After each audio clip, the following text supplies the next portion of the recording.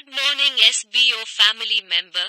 First refund ఈ రోజు నుండి 3 రోజుల్లోనే మీకు sbotvm@gmail.com నుండి మెయిల్ వస్తుంది. అది కూడా కరెక్ట్ గా నాకు రీఫండ్ కావాలి అని మెయిల్ 10వ తేదీలోగా పంపిన వారికి మాత్రమే.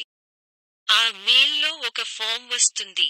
అందులో తుల్యంగా Your refund request form, kindly tally a printout of below attached documents and filling the valuable details.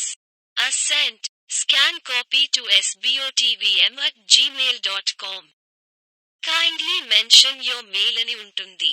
Subject లో మీ పేరు, స్టాఫ్ ఐడి రాయాలి.